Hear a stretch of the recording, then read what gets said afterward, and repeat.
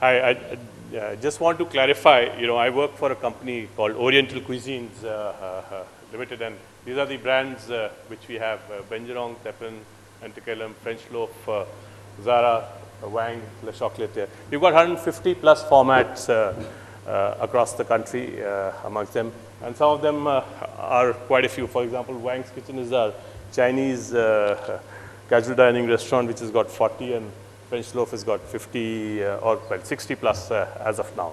So just to give an idea of the size of what we are doing.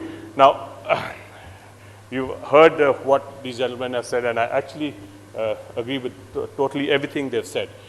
There's a little bit of a difference, and I'd like to add one bit of one other dimension, and this is coming from my experience and from my organization where I come from.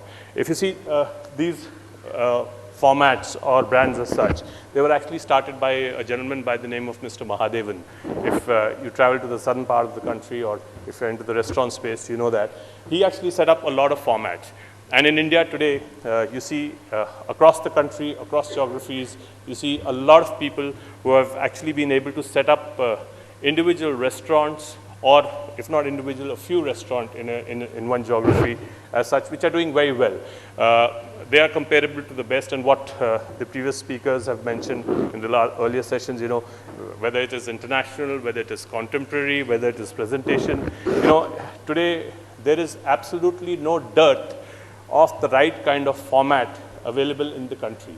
The real issue or problem comes, and this is early on you saw it only in the 5-star hotels, and I'm talking about 10, 12 years back where most of us grew from.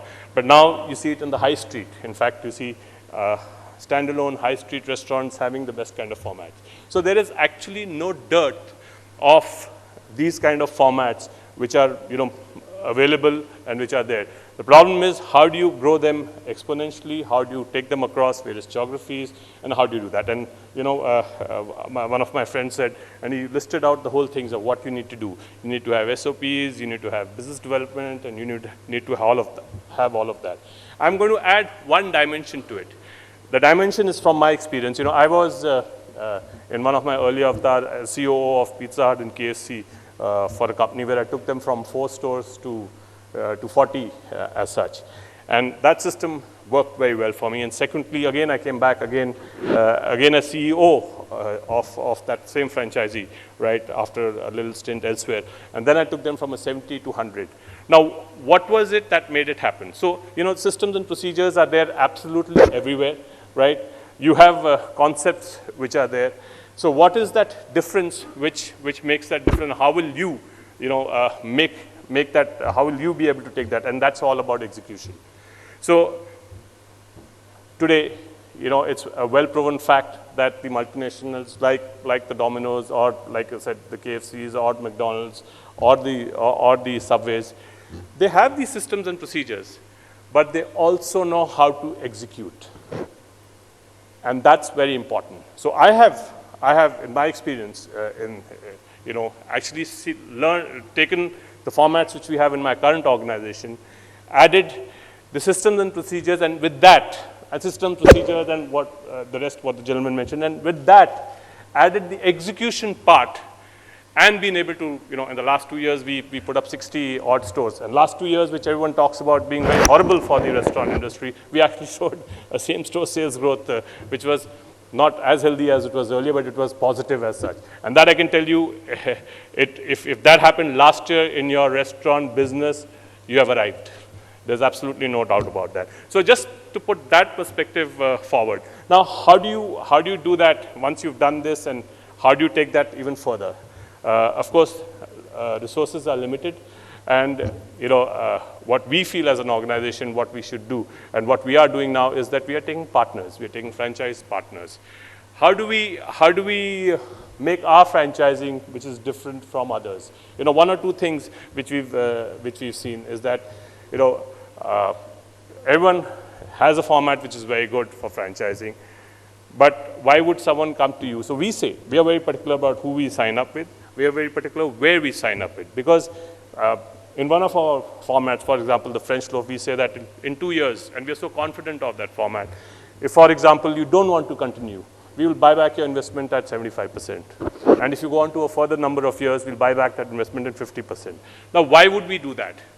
We would do that because we know that we have the confidence, that even if you don't want to, and for some reason you've lost the appetite of running this business, or you don't want to be in the food business, you found something else, and this was not your original business, we would be more than happy to take it, either run it ourselves or give it to someone else. That gives a lot of confidence to potential franchisees who actually want to join up with you as such. So, the other thing is that how would you actually franchise your business? Do you franchise it like, there are different models available. Do you want to give a master franchise for a location? Do you want to do it individually to every location? Or do you want to do it regional as such? That, I would say all of them are equally successful. And you've seen how a Domino's is working very well as a master franchise, how a McDonald's is working very well as two joint ventures, how a Pizza Hut is working very well as giving regional, areas to people, and as long as they meet their development growth, they're taking that forward and having some equity stores in KFC as well, right? How a Subway is very, very, very successful in giving individual franchise. So that's not, it's just, it just boils down to taking the SOPs and executing them. Thank you.